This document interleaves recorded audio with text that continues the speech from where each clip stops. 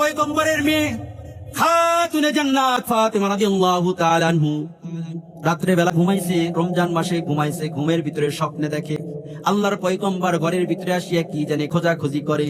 পিছ থেকে যায় ফাতেমা বলে, বাবা রাত্রিবেলা ঘরের ভিতরে কি খোঁজাখুঁজি কর? কয় তোমাকে খুঁজি। কয় কি?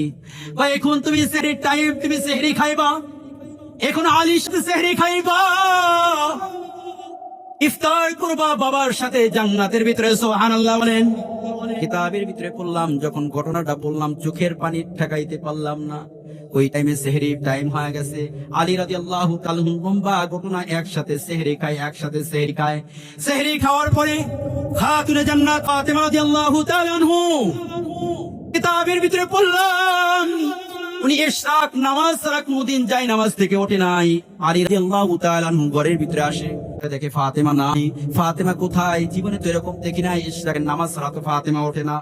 কিতাবের ভিতরে বললাম ফাতেমা রাদিয়াল্লাহু তাআলা আনহুকে খোঁজার জন্য একের পর একবার ওর রুমে যায়। যাওয়ার পরে দেখে চুলার পরে ফাতেমা অনেক পেরেশানির ভিতরে। কি পেরেশানি?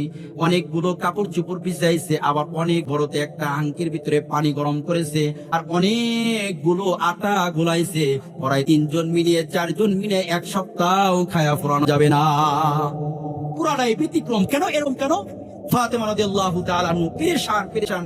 আলী রাদিয়াল্লাহু তাআলা আনহু বলে, জীবনে তো এরকম ঘৃণায় যে তুমি এইভাবে পেরেশানি হও ইশরাকের নামাজ পড়াছা। কিতাবের ভিতরে বললাম আলী রাদিয়াল্লাহু তাআলা আনহুকে ফাতেমা বলে, স্বামী গো, রাত্রে বেলায় স্বপ্নে দেখেছি আমি যে আল্লাহ রসুলকে স্বপ্নে দেখেছি, আমার বাবাকে স্বপ্নে দেখেছি। এরা তো শয়তানকে দেখতে পারি না, এরা স্বয়ং আল্লাহ রসুল আসিয়া বলে, আমার বাবা বলে আলীর সাথে সেহরি খাইবা, আমার সাথে ইফতার করবা জান্নাতের ভিতরে। এখন যদি ফজরের টাইমে বলি আপনি তো সেহরি খাইতে পারবেন না, এই জন্য আমি বলি নাই। আলী রাদিয়াল্লাহু তাআলা আনহু বোঝার বাকি নাই, কেননা ফাতেমার মরণ হবে, ফাতেমা মৃত্যুবরণ করবে। ওই টাইমে বারে বারে দুইজন কান্নাকাটি করে।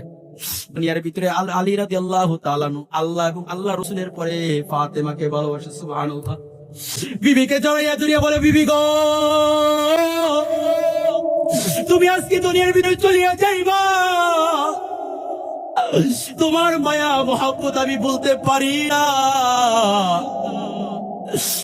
কেননা দুনিয়ার ভিতরে তোমাকে আমি কোনো ভালো কোনো খাবার দিতে পারি নাই, ভালো কোনো পোশাক দিতে পারি নাই। বিবি গো, এই টাইমে হাসান হোসেন রাদিয়াল্লাহু তাআলা আনহু খেলা করে আসে, দেখে মা কান্না করে, বাবা কান্না করে। হোসেন বলে, 4 বছর বয়সের বাচ্চা, মা তুমি কেন কান্না করো? বাবা কেন কান্না করো? বারে বারে যখন জিজ্ঞাসা করে, কই যাও, তোমার নানা কবরে শুয়ে আছে, তোমার নানার কবরে যাও। কিতাবের ভিতরে পড়লাম হুসাইন এবং হাসান যাইয়া কবরের ভিতরে বারে বারে খালি কাঁদছি করে, নানা। আল্লাহ তাআলা কুদরতি ভাবে নানা এবং নাতির কালেকশন জড়াইয়া দেয়। সুবহান। কবরের ভিতরে থেকে আল্লাহর পয়গম্বর বলে, নাতি গো, মাত্র 4 বছর বয়স হুসাইনের 4 বছর বয়স। হুসাইন এবং হাসানকে বলে, যাও মায়ের চেহারার দিকে দেখো, আর কিছুক্ষণের ভিতরে তোমার মা দুনিয়ার থেকে চলিয়া যাইবে, মা মারা যাইবে। বলেন তো দেখি, এই টাইমে যদি শুনি আমার বাবা মারা যাইব, এই টাইমে যদি শুনি আমার মা মারা যাইব, আমার অন্তরের ভিতরে কেমন লাগবে? হুসাইন রাদিয়াল্লাহু তাআলা আনহু হাওমাও করিয়া কান্না, নানা তুই কি শোনাইলা, আমার মা দুনিয়া থেকে চলিয়া যাই। ঘরের ভিতরে যায় দেখে স্বামী স্ত্রী আলী এবং ফাতেমা ওনার বাবার কান্না করে। বারে বারে যাইতে বলে, কয় মা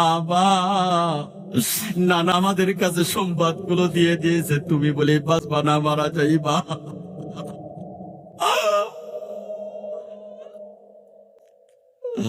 হুসাইন রাদিয়াল্লাহু তাআলা আনহু মাকে চুম্বন খায়, আর মাকে জড়াইয়া বলে, মা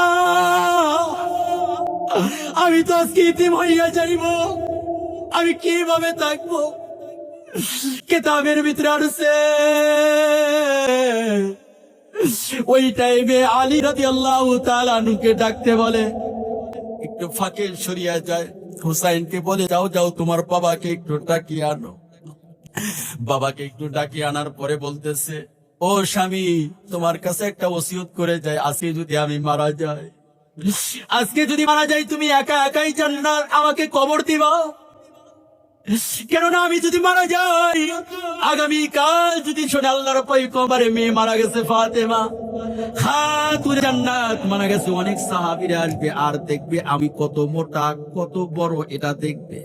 রাত্রি বেলায় তুমি জান্নাত আমাকে কবর দিবা, কিছুক্ষণের ভিতরে মনে হয় মারা যাব। বাবা বলছে আমার সাথে জান্নাতের ভিতরে ইফতার করবে, তার মানে ইফতারের টাইম।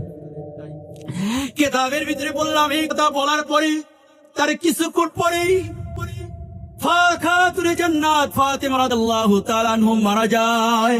মারা যাওয়ার পরে এদিকে হুসাইন রাদিয়াল্লাহু তাআলা আনহু তো ছোট্ট 4 বছরের বাচ্চা মাত্র, ওরা কিভাবে মাকে কাঁধে করিয়া বহন করিয়া নিয়ে যাবে কবর পর্যন্ত। আলী রাদিয়াল্লাহু তাআলা আনহু একা একা তো নিতে পারবে না, এদিকে ফাতেমা রাদিয়াল্লাহু তাআলা আনহু গরম পানি করে রাখছে, সুন্দর করিয়া গোসল করাইছে, কিন্তু একা একা কবর নেওয়া তো সম্ভব না, কথা বলেন। এদিকে কিতাবের ভিতরে বললাম, আবু যর গিফারী নতুন একটা আপনাদেরকে তথ্য দিয়ে যায়, আপনারা অনেকেই জানেন না এই ঘটনাটা। আমরা জানি কয়েকজন মিলিয়া ফাতেমা রাদিয়াল্লাহু তাআলা আনহুকে কবর দেওয়া হয়, কয়জন মিলিয়া তা আমরা জানি না, কথা বলেন ঠিক কিনা। এদিকে হুসাইন, হাসান, এদিকে আলী, এই তিনজন তো আর কবর নেওয়া সম্ভব না, ওরা তো ছোট্ট মাসুম বাচ্চা। আবু যর গিফারী রাত্রে বেলা ঈশার নামাজ পড়িয়া যখন ঘুমিয়ে যায়, ঘুমের বেলা যখন ঘুমের ভিতরে আল্লাহর পয়গম্বরের স্বপ্নে দেখায়, সুবহানাল্লাহ। ও আবু যর গিফারী, তুমি কি ঘুমিয়ে থাকবা? তুমি কি জানো না আমার মেয়ে খাতুনে জান্নাত ফাতেমা রাদিয়াল্লাহু তাআলা আনহা মৃত্যুবরণ করেছে, আর একা একা তো কবর দিতে পারবে না, একা একা তো নিয়ে আসতে পারবে না।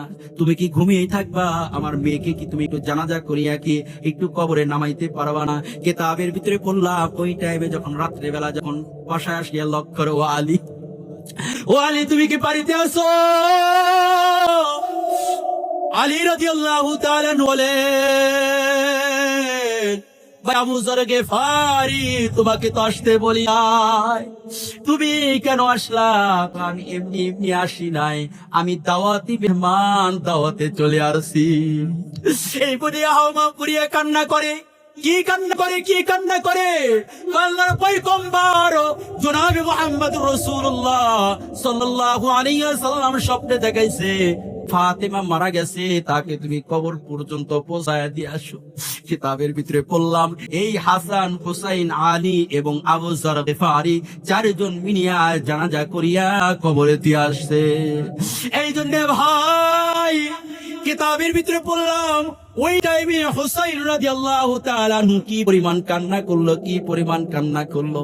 আরে ভাই, যাদের মা নাই, যাদের মা নাই, আমি দেখুন যদি বলি আপনার মা মারা যাইবে, আপনি যদি খবর পান, বলেন তো দেখি মনের কত কষ্ট লাগবে, কথা বলেন ঠিক কিনা।